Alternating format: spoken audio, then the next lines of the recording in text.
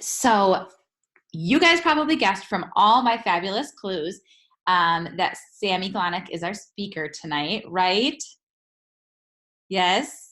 Okay. So Sami, we keep our guest speakers a mystery, and then we like feed them little clues about who is going to be speaking.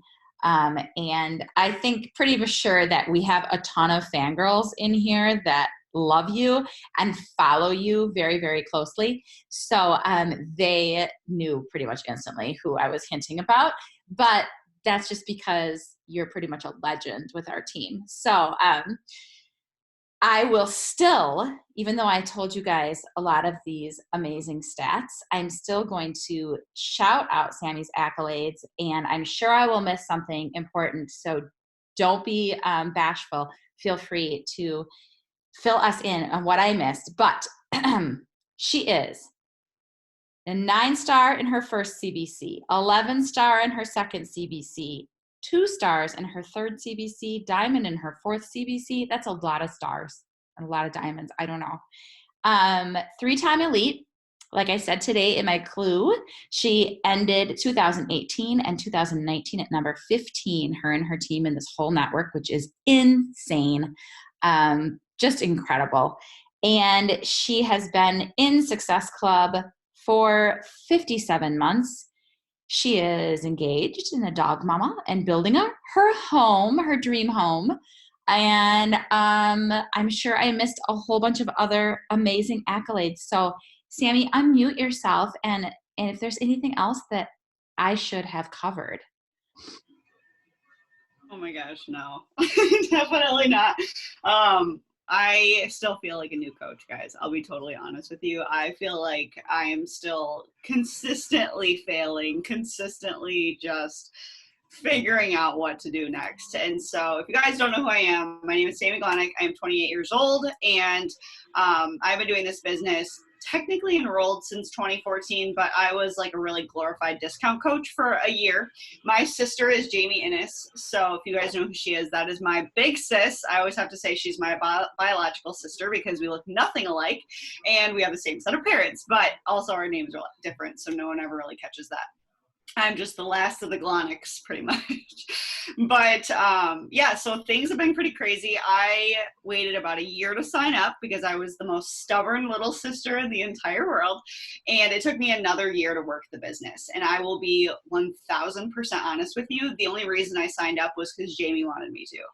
I was not in any way, shape, or form going to do fitness for a lifestyle. I actually, since I was 12 years old, knew what I wanted to do, and that was become a dentist. And I know it's really weird. What 12-year-old wants to be a dentist? That was me. I was born with an underbite.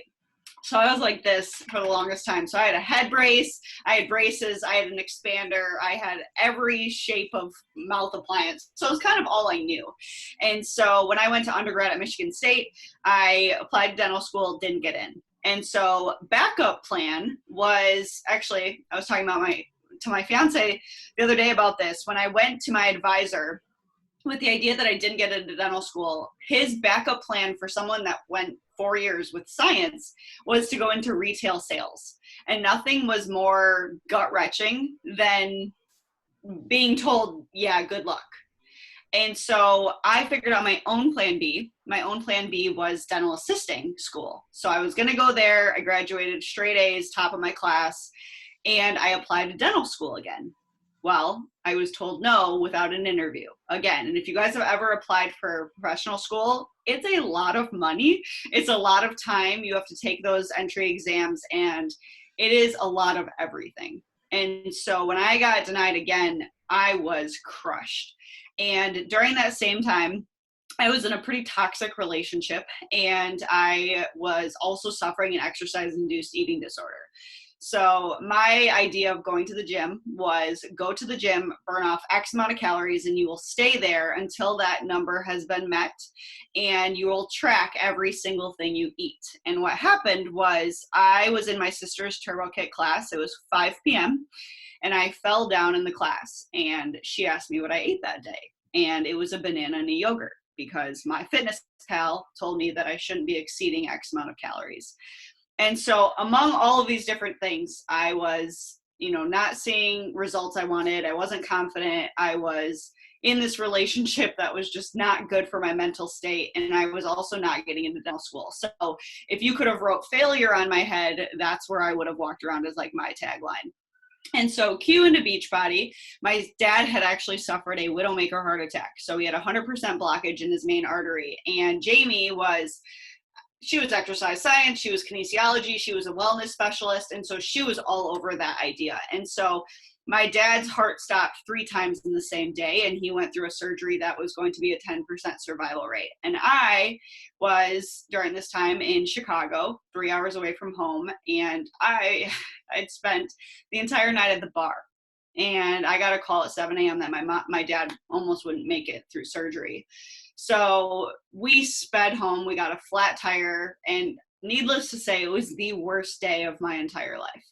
And I will never forget walking into the room and giving my dad like the most gentle hug I've ever given anybody, and just sobbing in his arms, and talk about the biggest wake up call, right? And so thankfully he's a success story. Like, my dad loves Beachbody. He loves Shakeology. He works out every day. He is the poster child of what to do after you've had a heart attack. He actually is, his surgeon uses my dad's story as what to do with your family moving forward. And so that was where Jamie came into Beachbody. And I would love to say that I had this overnight transition, that I was all on board. And I supported Jamie, but again, I wanted to go to become a dentist. And so I went and got my master's degree. And when I was and during this time, I was a discount coach. I was just showing up, kind of drinking Shakeology, just doing whatever I needed to do, working out with Shaun T. And fast forward a little bit of time, and when I went into my master's degree, I was again told, sorry, you're not good enough. And I had a provisional acceptance in my master's degree, which means that I wasn't allowed to get financial aid. I had to pay for school while I was in it. And they also told me, if you want to get, really great grades, you can't have a job. So coming from not being able to get a job, plus I don't know what to do with my life, I need this is my only path. The only thing that made sense was, you need to do Beachbody. And so I truly think that my journey started not because I wanted Beachbody, but because I truly needed Beachbody. I needed it mentally, financially, spiritually. I needed the community. I needed to find myself. And so when people come in and they say, I want to hit Success Club, no, that's not what we do here. What we do is we need certain things in our lives. And until you need something like Beachbody, this is going to be a hobby for you. And the day that I went into this, and the first month I hit Success Club, I needed Beachbody because, one, I had to pay for school while I was in it. I had to pay my loan. And I was struggling hard. I was struggling so hard that there was no other option but up. And so I made it work. I did whatever I needed to do to make it work. And so I went through my master's degree, and in hindsight, it's kind of funny, but during the time it wasn't. I applied to dental school again and again got denied. No interview, nothing. Thousands of dollars, I would say at the time, I felt like was being thrown down the toilet. I am a believer, so I truly believe everything happens for a reason. And in hindsight, it all makes sense because my path wasn't dentistry. My path wasn't that toxic relationship. My path wasn't that. I had to go through that to find the path. And the path was always Beachbody. It was always supposed to be me finding Beachbody and sharing my failures with other people to inspire them to go through it themselves. One of the best pieces of advice I got during this journey of throughout Beachbody, finding myself, was any hard thing you go through in Beachbody is going to be because at some point one of your coaches is going to go through it, and you are able to tell them exactly what you did to get through it. You are able to walk them through and talk them through something that's going to be very difficult for you. So for me, failing forward was something that I just had to learn. I was put into this position and I had to fail forward. I had to figure out social media. I had to figure out how to be confident behind my invites. I had to figure out fitness and health, because dentistry and fitness are two very different things, but at the same time, the same root of my journey was that I truly wanted to help people. And instead of just helping them with oral care, now I get to help them with the total solution. And so today I want to talk to you about the 5 lessons I've learned in my journey. And I think a lot of times I remember being a coach to get on these calls, and I'd hear from these coaches that were successful, and I would be like, okay, waiting for like the moment that I'm like, that's why you were successful. That's it. That's what I've been waiting for. I've been waiting. And I would sit there and I would be disappointed after the call because I'm like, okay, consistency, vital behaviors, got it. I'm already doing that. Great. But the thing is I've just failed more than a lot of other people. I've just showed up longer than a lot of other people. I've tried to rework my things more than other people. And there are people that are beyond me in this business. And the reason is because they've done it more than I have. And so number one, and these kind of just like when I asked myself what I wanted to kind of share with you guys is they're going to jump around a little bit. And I think that I wanted to kind of get the total thing of what I've learned in this business. Number one is people trust a brand. They don't trust a business. And so when you ask yourself who you follow on social media, I can guarantee the people that you love could sell you anything and you would probably buy it. One of my top coaches has struggled with skin issues her entire life. And this whole week, she's been talking about how it's progressed her skin with this new routine. And I thankfully don't really have skin problems, and I'm tempted to buy the product that she was talking about. You will trust a brand all day. I, from day one, have loved Nike. My team name is based off of a campaign that Nike created a long time ago. It's called Better For It. So Team Better For It was created about this idea that women need to be 1% better than yesterday. And if you ever Google and you're really bored on YouTube, just type in Nike Women Better For It campaign. That is where my team name came from. So I trust Nike, and the things that they come out with, I don't even care that I've never tried on these shoes. I buy them because I know Metcons are my jam. And you know what's going to happen is I have a pair of shoes being delivered tomorrow. I guarantee someone trusts me enough that when I put them on, if I like them, someone goes to buy them that day. Because people trust what I have to say in certain areas. And so when you ask yourself, what do I want to be trusted for? People don't sign up for Beachbody. Like, Beachbody is amazing, and our trainers are amazing. They sign up for you.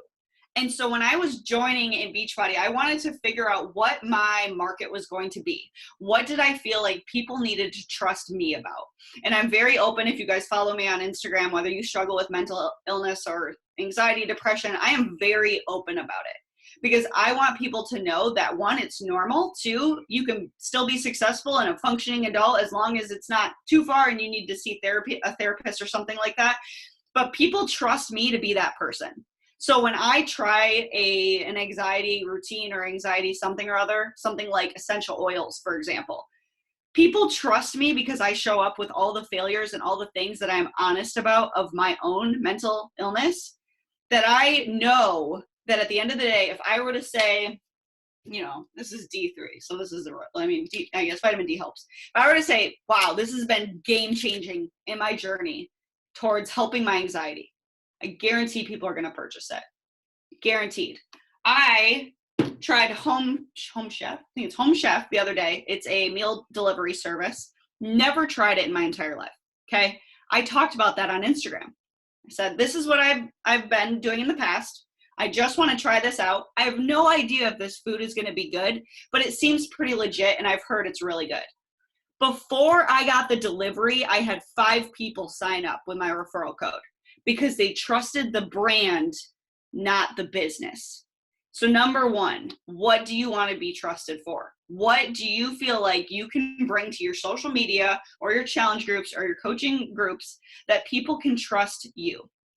Number 2, you have everything inside of you to react either like a CEO or an employee. This is probably one of the hardest and most impactful things I've ever learned as a coach. Because of this, I was listening to Tony Robbins. If you guys don't, highly recommend. In one of his podcasts, he was talking about inside of us, there are 2 people. I have Sami and I have Glonek. And so I want you guys to think about yourselves and with your last names, obviously. And Sami is the nurturing person where everyone needs to be like happy and go lucky, and I want to help people, and I want to make sure that they have the most important and special experience in the entire world. Like, Sami is the nurturing, happy, that person. Glonek comes into play, and Glonek's the CEO. So she comes into play, and there's no BS. Get out of my way. I'm going to run towards this goal.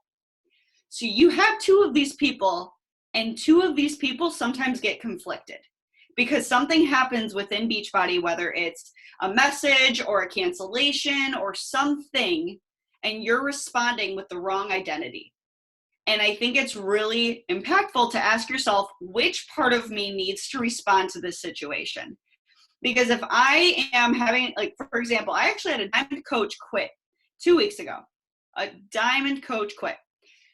And that is always freaking hard, especially when you have developed a relationship with this person, you have worked with this person, they have become part of such a big part of your team. And I immediately went to Sami and I cried a little bit. I was sad. I went to Adam. I had to like vent about it. It was really difficult. And then I had to take a step back, and I didn't even realize I was doing it. And I had to react like Glonek, because CEOs don't stop because one person quit. I can't act like an employee all day, upset that someone didn't respond to my DM, or someone said they don't like, X, Y, and Z, or they didn't have a great experience, or whatever in your head you're telling yourself that you need to respond with. Because it's okay to be there for a moment and to process and feel those feelings. You need to feel those feelings. But if you're spending all of your day long about, oh, I'm just so overwhelmed, or I'm so discouraged, you're spending way too much time acting like an employee, and there's no surprise that's why you don't feel like a CEO. And so other times you respond so much like a CEO that you haven't really let yourself feel about the situation. You're like, bless and release, move on, let's go. And it's like, okay, we're human. You need to make sure that you are still feeling the things. But asking yourself in a hard day, and I encourage you guys, if you have downline people message you, ask them back. How do you feel right now? Do you feel like an employee, or are you treating this business like a CEO? Because when I look at the top dogs in this network, they respond like a CEO way more than they respond like anybody else. They're bringing out Glonek way more than they're bringing out Sami. And again, feel those feels, but don't spend all day, quote unquote, feeling overwhelmed. Because what's going to get you to point B isn't just sulking and feeling like Sami. It's going to be transitioning it to feeling like Glonek, like a MF CEO that you can be. Number 3. This is probably something you've heard, but I feel like it's an encompassed feeling of a lot of different things. Speed of the leader determines speed of the pack. Speed of the leader determines speed of the pack.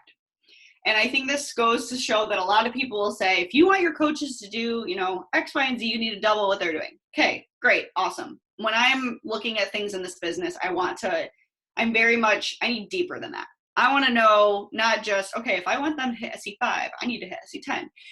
But I truly think that what you bring to this business with your hype, with your consistency, with your drive, with your effort, that is what the speed of your team is going to see. If they see you show up on social media for a couple days and then go away because life is hard. Guys, life is freaking hard for me right now. I'm going through something, and you see what I'm doing? I'm hosting a call. Like, you got to do what you got to do to show your team that they got to do it too.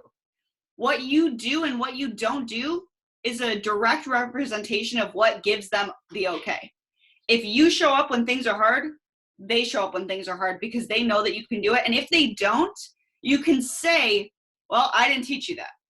For me, I have posted on Instagram for 6 years straight.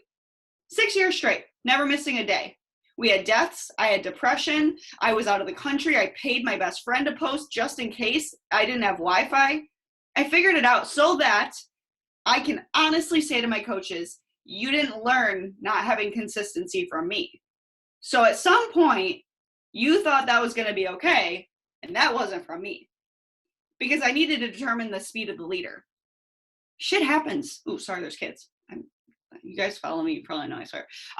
Like, things happen in this business, things happen in life, and it's hard to post on social media. I get it. I'm not saying you need to share your whole life and put all your dirty laundry out there. But what I am saying is, if you want a team that's going to hit diamond or 2-star or 5-star or whatever, what would that coach do?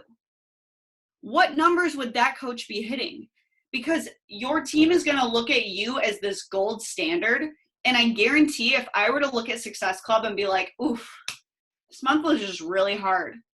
That just gave my team permission that it's okay to ruin a 50-plus month streak because life's hard. I work harder on the months that are hard than anything else. And I truly think that when I'm struggling with X, Y, and Z, sometimes those are my best months because I'm able to channel it and work harder or smarter during the time so that I can be present in other ways. And like I said, you don't need to, show everything all the time, everything. But if you can genuinely say in the last 60 days, I have brought the speed I wanted up to my team, amazing. I think a lot of times the answer is really no, and we want to say yes. And we're like, oh yeah, I think I've done pretty good because I'm at SC5. Like, is that the speed you want your team to go with? Because you are that gold standard. When you don't, they won't. When you do, they will. And so that's a huge lesson that you really have to consistently ask yourself. And maybe you haven't been doing that yet. Cool. It's May 12th. Like, you have so much time to determine whatever you want future in this year, in this month, in this week. You could be at SC0, and by the end of the night, you could be at SC6 by you doing that. And you know what some of the most inspirational stories to me are? The ones of people having that breakthrough. And they can honestly say in 3 months, you'll be hosting a call and you'll say, you know what? I remember the moment. It was May 12th, 2020. This is what I changed, and this is why. That's going to be your moment. Or you can continue to just be like, it'll happen when it's supposed to happen. And August 12th will come around and you'll be like, I haven't done anything since May. I told myself I was going to go hit diamond. I told myself I was going to start doing this business. It's because you don't need it. Go need it. Go figure out what makes you need this business so badly, because your speed is what determines. Number 4, the secret sauce in this business. Here's my moment that I was waiting for. Everyone's like, what? What is it? It's tracking. One word, tracking. If the only thing you do in your entire day is invite, you will continue to grow a business. If you continue to prolong the invites and you're like, oh, I don't know what they're going to say. I don't know. I'm not consistent with my invites. You will continue to delay your business. It's just the way it is. You can watch every training call in the world. You can get so freaking hype every single day, but if you are not inviting, you're acting like an employee. You're not building that CEO business. And that, I would say, is the hardest lesson to learn for people, is just, if you were me and you watched your sister have all the fitness, everything, accolades. I mean, she was like a fitness guru growing up. And I came into this business and I was like, you know what? I want to make my own thing. I want to make sure that my Instagram grows and people are going to organically come to me just because I'm building this brand. It didn't work and I grew a brand. Okay. So you can't just make a perfect post and expect people to join. You can't rely on last year's transformation and expect people to join. You have to continually be changing and evolving and inviting people to join you in this business. That is why, to me, I would say inviting is, I mean, they're all important, but I always say inviting is the most important vital behavior. I think for sure you need to be right in your own mind.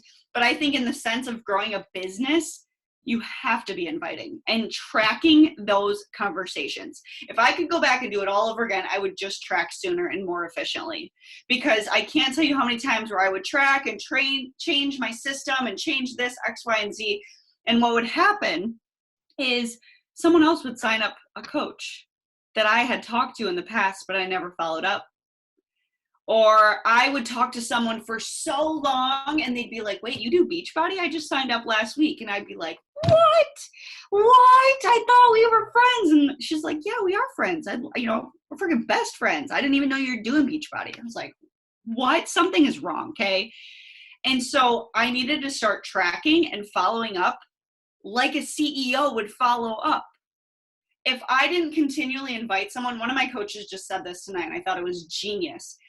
Half the time she sends her first invite, it's because she gets to follow up at that point. Half the time we develop relationships, it's not because they just say yes right away. I mean, I'm assuming most of you guys took more than one invite to say, I waited, my sister invited me for a year, okay? So if it took her a year to bring on her sister, that's important to know. And then number 5, and then I can let you guys ask any questions you have. So you have to bring value where you want to bring business. I'm going to say that again. You have to bring value where you want to bring business. And what I mean by this, so many people will say, oh, you got to show value on social media. And again, I'm a science person. I need more than just like this abstract idea, right? I need things that I can do, that I can implement.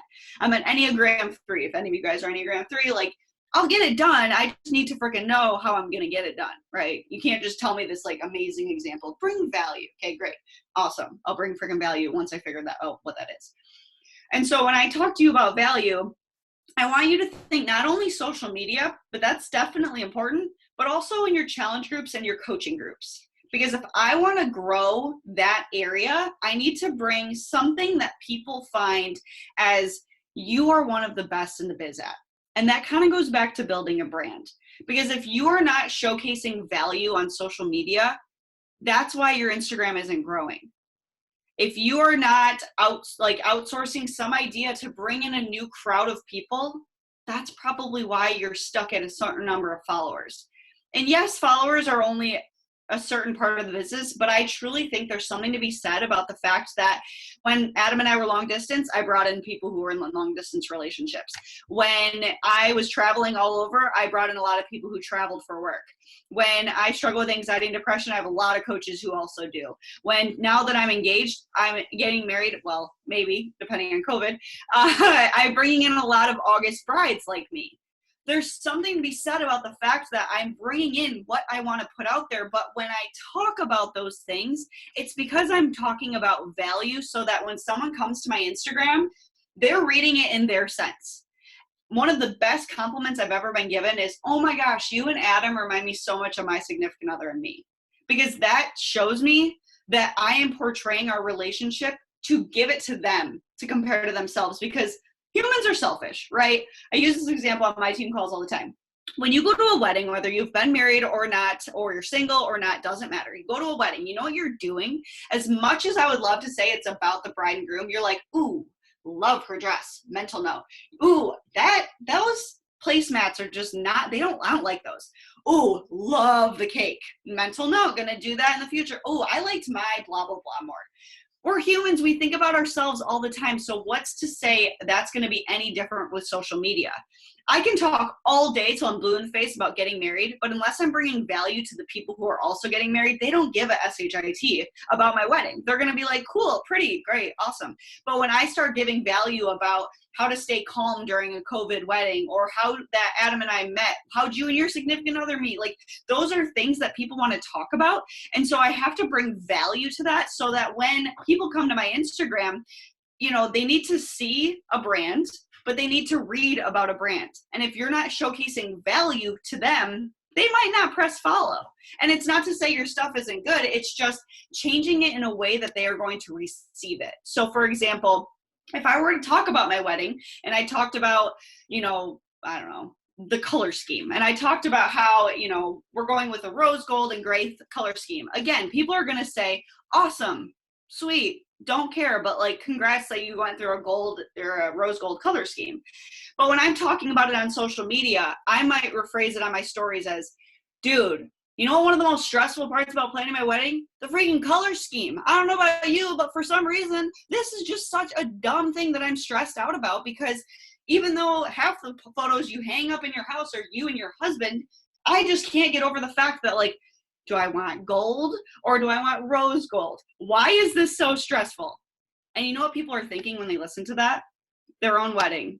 Maybe they were stressed about it, or they're laughing and it's entertaining to them because they're perceiving it like we're having a conversation.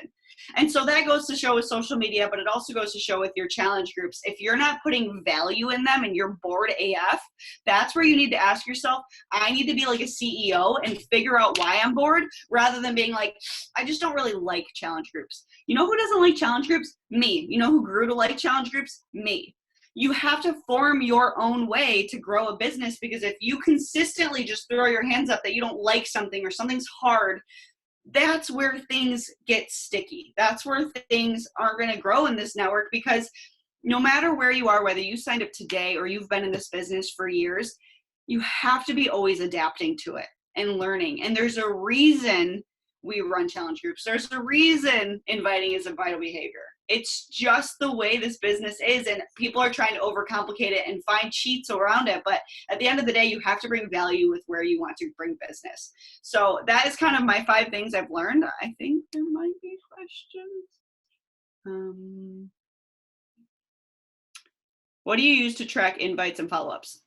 So 2 things. I actually switched digital, but this planner made me a 6-figure business. Okay, insert income disclaimer. This planner is falling apart. It's from Marshall's. It was maybe $10. And this is how I tracked for the longest time. I would write out, this was 30 invites. I would write name, and I had a little key up here. Is this the first invite? Is it a follow-up? Are they interested? Do they have a coach? And that's what worked for me. And you know what I did is I just kept doing it every day. That's how I sent invites. And yeah, these pages are falling apart. It doesn't matter. It doesn't need to be pretty. Whatever works for you is what's going to work for you. So for me, I just wrote it out. So 58 invites this day. I just wrote it out. I starred people that responded, and so on and so forth. It doesn't need to be pretty. Now I like to use Google Streak, but I kind of do it the same way. It's just a little bit more electronic. And the reason I switched is because when I was writing a thesis and finishing my master's, I wanted to be on my computer the least amount because I kept associating it with school. So that's why I did it all through here. And now that I'm thankfully done with my master's, I wanted to go electronic. But there's no right or wrong. It's just you have to consistently track. Just consistently do the same thing and move forward that way. Any other? I don't think that's the only question so far. I'm an open book, guys, if you have any questions about anything.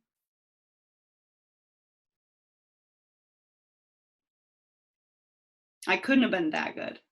Do you mind if I unmute and just ask you like this way? Yeah. So tips on days when you are struggling. Thank you for sharing about depression and anxiety, and I definitely struggle too. So tips on pushing through it on those days when you're really depressed or have high anxiety.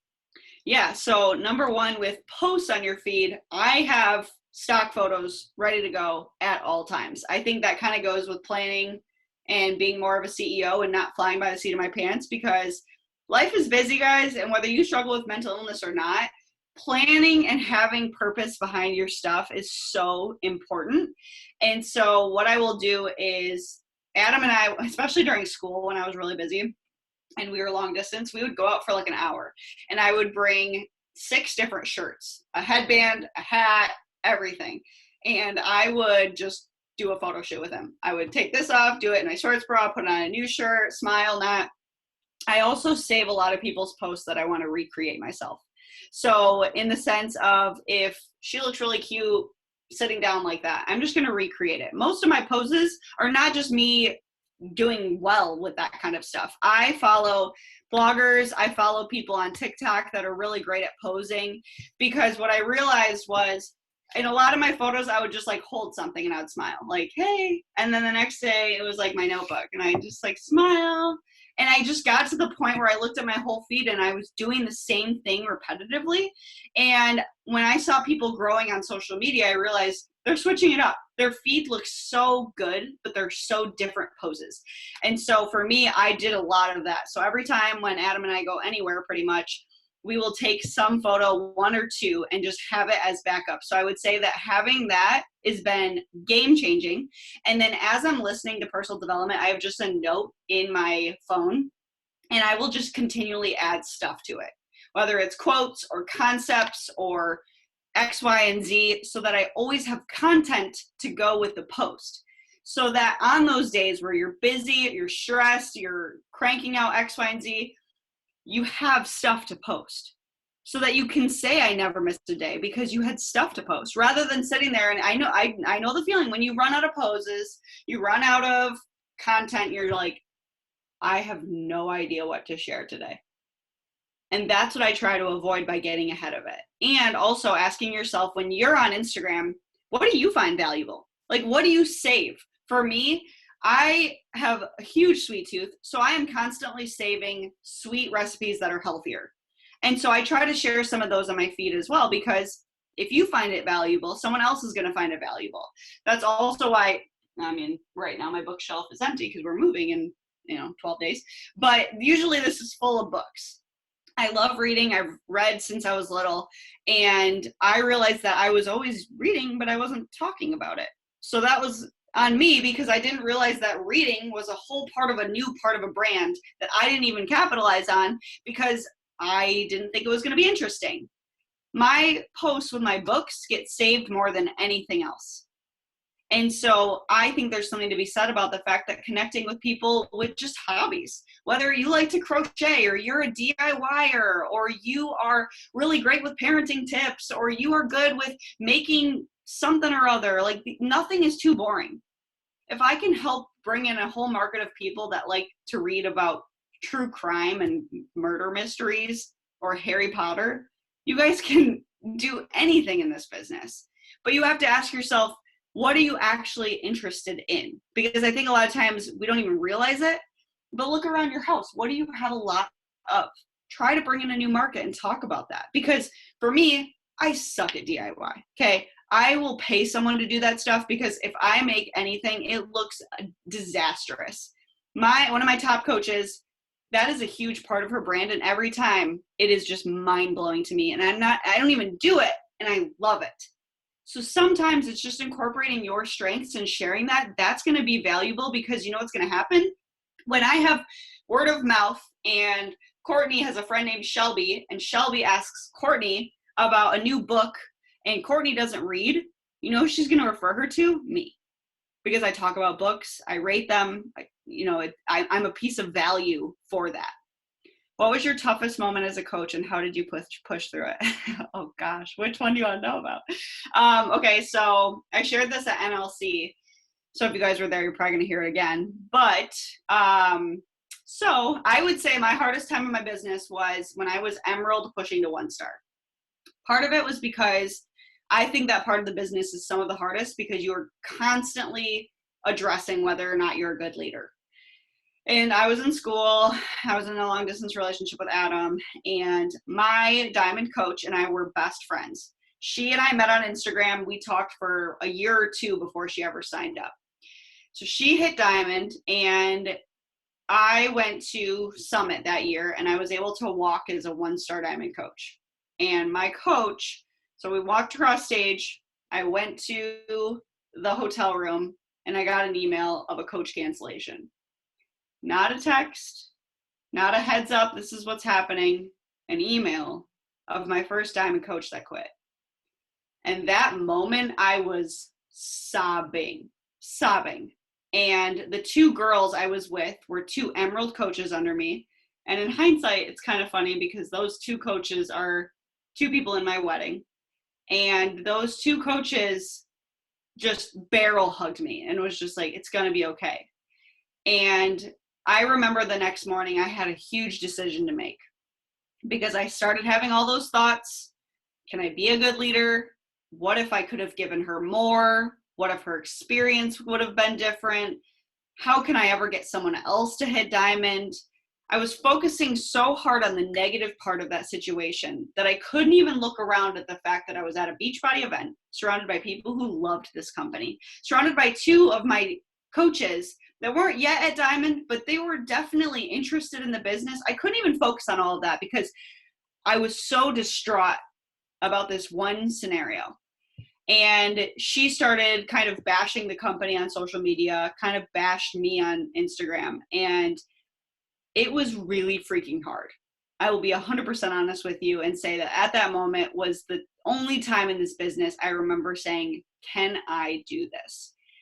And I sat down and I read a little bit of personal development. I don't think we even had Energized, so I probably drank E&E. That's how old I was. If you guys, you probably even know what that is. And I wanted to sit down and ask myself, what's next? And I made a plan because there was only so many things I could control. I couldn't control her quitting. I couldn't control her past experience. I couldn't control what she was posting publicly or telling people about. But what I could control was the next move. And the next move was I was going to just keep going. And I was going to just keep showing up. And I was going to find another diamond. And I was going to find another person. And I can't imagine letting that moment stop me or derail me because now I have a team of 2,700 coaches.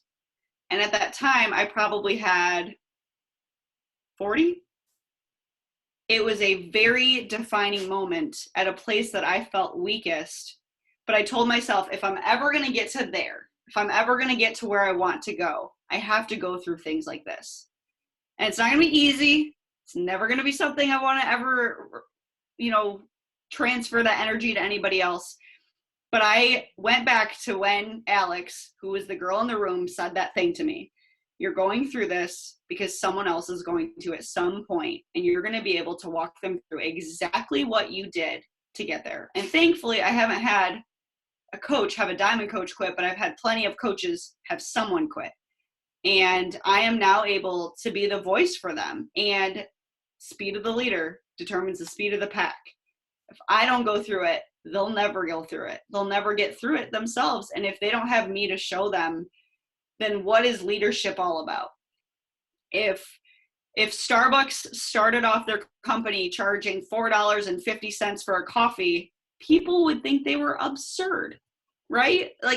Think about that. But now we don't bat an eye. That's expected. If there's a coffee under $2, we're like, woo, bargain. And so there's something to be said about that. There's something to be said about Nike. If you guys have never read the book Shoe Dog, highly recommend it. And the failures it took to get shoes that cost $100+ and now people do it all the time. If you want to get to there and you want to be able to just organically grow your team and get to there, you're going to have hard things. And I think I pushed through it because I focused on the vision, not where I was currently at.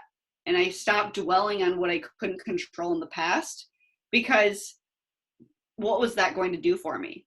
At some point I had to go through it. And if everything was rainbows and butterflies, this company would be a completely different business. We get to help people through health and fitness. Can you imagine people just waking up one day and being like, I lost 50 pounds overnight? That is amazing. No. So why do you expect to build a business in such a short amount of time? There's a reason we started 15-star quals in 5 years, not in 5 months, and it's not to say it's not possible. Hell yeah, it's possible. But at the end of the day, I needed to go through all of those things and fail forward and find my people and struggle with social media and struggle with X, Y, and Z in order to get to where I want to go. And I'm still failing every freaking day, all the time. And I think a lot of coaches don't talk about that, because your upline isn't going to come to you and be like, well, I'm discouraged with this.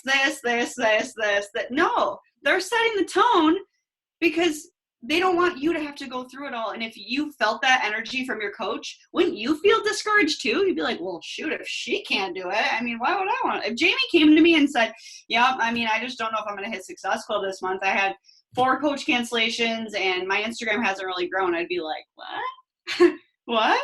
No, I think you're going to do this, because if you don't do it, how am I going to do it? But she's never done that. Jamie's always hit Success Club. She's always stayed in phase 1. She is the leader I always wanted. So why would I not be that for my team? And so I think that's a huge question to ask yourself, because if you reevaluate what you've done in the last 3 months, have you showed up like your future team should? Yes or no? And it's okay if it's no, but this is what you want to answer yes to. Have you went all in with a program? And I'm not talking working out. I'm talking nutrition. Have you actually went all in with nutrition? Not 4 nights of wine a week, actually went all in with your nutrition. Yes or no? Have you sent invites like you would want your team to invite for the past 2 months? Yes or no? And it's okay if these answers are no, but in 60 days from now, make sure they're all yes. You have the power to change that. You have the power to say, May 12th was the day that I went all into my business. This changed, and this stayed the same because I knew I crushed that. That's the power of business. You can change today. And that's what I kept reminding myself that day that I had that coach cancellation. That could have derailed me. But at the same time, I couldn't let her dictate my future. I couldn't let her decision of stepping back dictate where I wanted to go with my freedom, with my income, with my significant other, with my passion for this. Because there's going to be hard things, but that person isn't you. You get to decide you. I don't think there's any other questions. You guys are way quieter than my team. My team's like, can I know this, this, this, and this? I am an open book, though, if you have any other last questions, guys. I have a question, Sami. When Yeah. it comes to invites, do you follow a script? Do you cold invite? Do you develop the relationship first and then wait? Like what does your process look like in an abbreviated version, if that's okay? Yeah, so I personally don't invite anyone who's not following me. My job, as how I perceive it, is that I am getting people to come to my page and then I invite them there. I look at my Instagram stories as me developing the relationship because I do share a lot. I share about my boot camp. I share about my pros and cons. I share that I drink Shakeology every day. To me, that is where I build so much trust. And I think that people feel salesy when they're not doing that, because for me, I would share this with everybody, but I also believe it and I show it every day. But if I'm not doing that, it would be really hard for me to go into someone's inbox and invite them when I'm not confident or I'm not sharing it. And so that's what I personally do. Again, there's no right or wrong, but I invite everyone who's on my page already. So get people in, which is where that value piece is, and then invite them. And I don't use really a script, but at the same time, I use something in the sense of not overcomplicating it. So something pertaining to their profile and my invite. But when I'm inviting, I really do share a piece of value in that invite, because if I just call it a boot camp or a challenge group or whatever, it's too shallow for what I feel deep in my heart of what I'm giving value of. If I have a focus that month, I include that in my invite, because if I'm inviting someone and I'm inviting Jessica, and 1 month my boot camp is focused on self-care and self-love, and she gets that invite and says, I feel pretty good. I feel really good, actually. But then the next month my boot camp is focused on developing a routine and getting up early, and that's the thing she's struggling with. Now I followed up with a new piece of value that might resonate with her even more than the last invite. So when I'm following up and inviting people, I'm always changing that rather than just being like, are you ready yet? Are you ready yet? Are you ready yet? Because I think it's really important to, again, have them perceive it, because your Instagram isn't about us. It's about them. So when I'm inviting someone and I just say, I have a couple spots open, all I hear is I want to add people to my boot camp. I have 3 spots left. I would love to join. But if I, for some reason, am reading a message, they always say invite how you want to be invited. I would want to be invited in a sense of, if I'm going to receive that message, what's in it for me? So if someone's inviting me to a boot camp and we're talking about nutrition, and I had Taco Bell last night, which I haven't had Taco Bell and eat ever since my dad's heart attack, actually. That was my vow to him. And if I ate that, or I ate, if I'm PMSing or X, Y, and Z, whatever it is, and nutrition is what I've most struggled with, I feel like that invite spoke to me rather than talked at me. And so I think that's the most important piece of my invite, is to talk about what value you're even going to be giving them in this boot camp. Because your invite, cool, it's about you and you have 3 spots left. But when I'm reading that as a person, how is that in that for me? Because you have 3 spots left. Great that it's exclusive, but I want to know what's in it for me. So hopefully that kind of helps. A lot of my coaches do a lot of voice invites. Every single follow-up I do pretty much is a voice. So that's a little scary at first, but at the same time, I want to know, if I'm getting that message, I'm a very personable person. I don't want just a, hey girl, how's everything going? Someone did this to me the other day, and they used my dog, and do not use my dog for any benefit to you, okay? If you only message me about my dog, you better be telling me he's cute. And she started talking about Pongo, and then all of a sudden came at me with some other invite. And that is not how I personally would want to be invited. I would straight up want to be told, hey, this is what I'm inviting you to. I see that you follow me, and this is how I'm going to be inviting you to my next boot camp, or whatever they were inviting me to. I didn't feel genuine enough for her to reach out to me and just say, hey, Sami, how's everything going? How's Pongo? And then me respond to all this stuff and then her invite me. But again, maybe that's how you want to be invited. That's how you should invite. For me personally, that's not how I want to be invited. So there's no right or wrong. What do you feel like is the best that has helped you get other people to join your team as a coach? I think I know the number one thing when I have coaches come in that want to build a business, it's because I talk about the business on Instagram. There's no other correlation. I don't think it's like a perfect script. I don't think it's a special thing where you find people. I think if you're not talking about the business, it's going to be really hard for people to join you about the business. And I don't mean, like, I see people all the time on a team call and they'll post the picture of the team call, and that doesn't give me any value. Again, I'm perceiving this as someone who might want to build a business. Great that you hung out with 26 people on a Zoom call, but like that didn't tell me anything about anything. If I'm going to get on our team every, what day of the week is it? Tuesday? Every Tuesday night, we get to talk to other coaches in the network based on X, Y, and Z. This is the topic.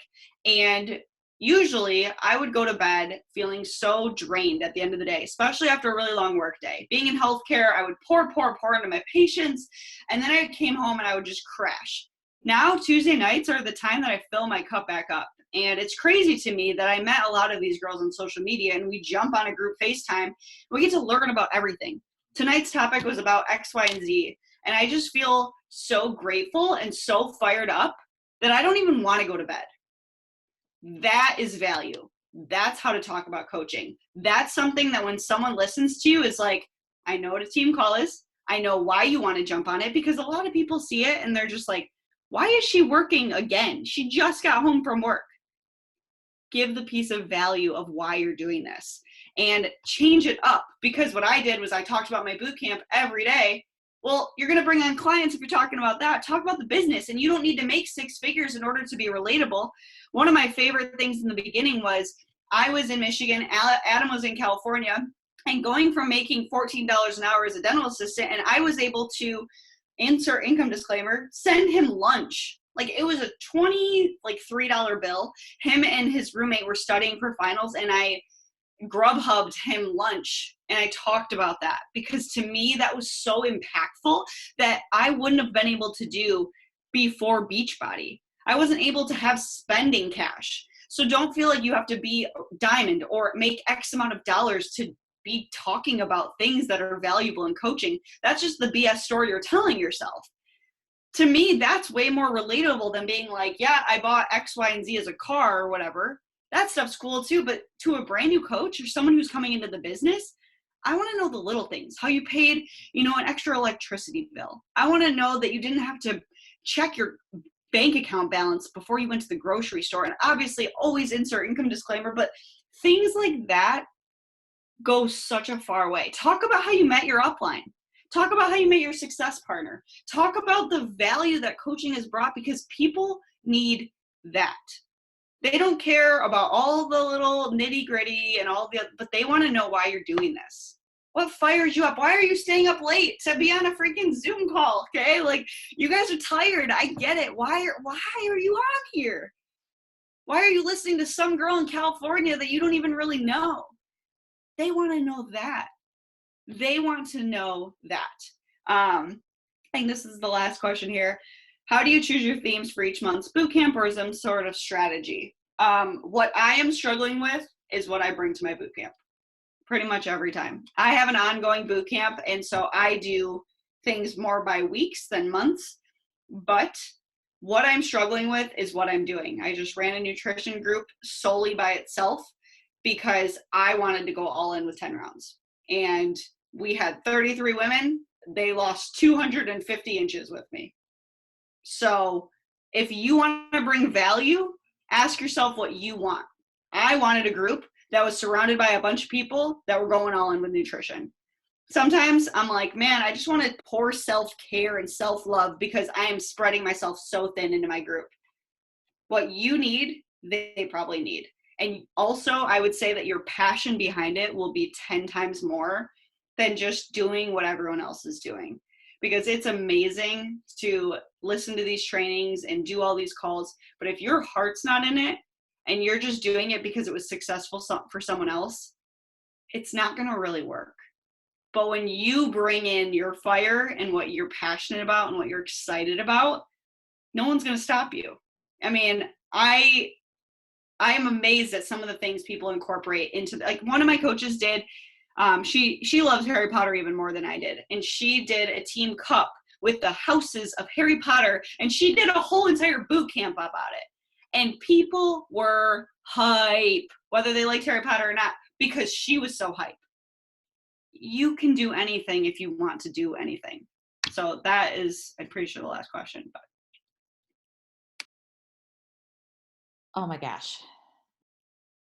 Sami, I've been doing this business for like, oh my gosh, almost 8 years. And I have pages and pages of notes. There's always ways to learn.